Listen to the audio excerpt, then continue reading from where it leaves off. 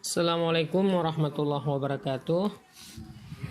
Izinkan kami untuk membaca nazam yang terdapat di dalam cover sampul kitab Jam'ul Jawami'il Musannafat ataupun kitab 8, di mana kitab 8 tersebut merupakan kitab yang sangat fenomenal, buah karya ulama Aceh terdahulu.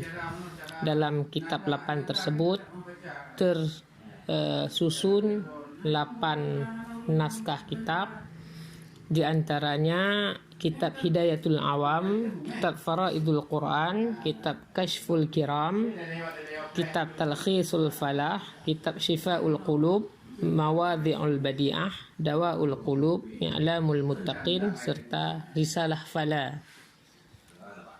Yang ke-8 naskah kitab tersebut disusun oleh Al-Alim Al-Fadil Syekh Ismail bin Abdullah Al-Ashi, ghafarallahu ta'ala lahu walil muslimin, amin ya rabbal alamin.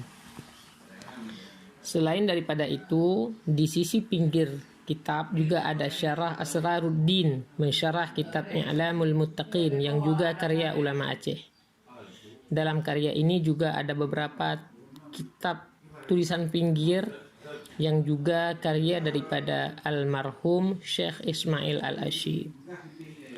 Berikut adalah nazam pembuka yang insya Allah jika kita pahami sangat indah. Bismillahirrahmanirrahim. Alhamdulillah, sekalian puji Tuhanku Rabbi amat kuasa. Setelah puji Allahu Ahad, salawat menghad akan Sayyidina. Ajaib subhanallah, wasiat sifatah daging hina. Wahai ikhwan yang muslimin, orang yang yakin akan Rabbana. Karangan ini antun kenarang, segala manikam himpun di sana. Segala permata yang terpakai, sekalian bagi mutiara. Yakut yang merah, zamrud yang hijau, cahaya berhimpun sepandang mata. Wahai Tuan anak penghulu, anak Melayu tua dan muda, siapa yang pakai karangan ini menjadikan wali masuk syurga, amin ya Allah. Ilmu syariat dan tariqat serta hakikat himpun di sana. Terlalu indah pengajaran ini daripada Rabbi Tuhan yang Esa. Ketika pengajaran daripada Nabi, sahabat siri sama serta. Ketika pengajaran tabi'in yang ikutan sahabat mulia. Keempat nasihat daripada wali, orang yang suci daripada dosa.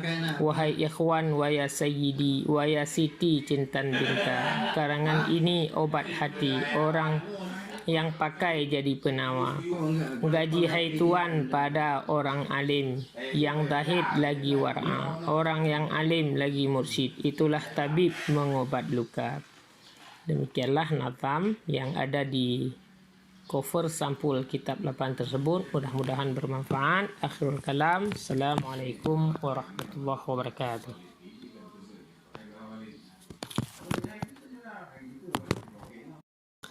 Assalamualaikum.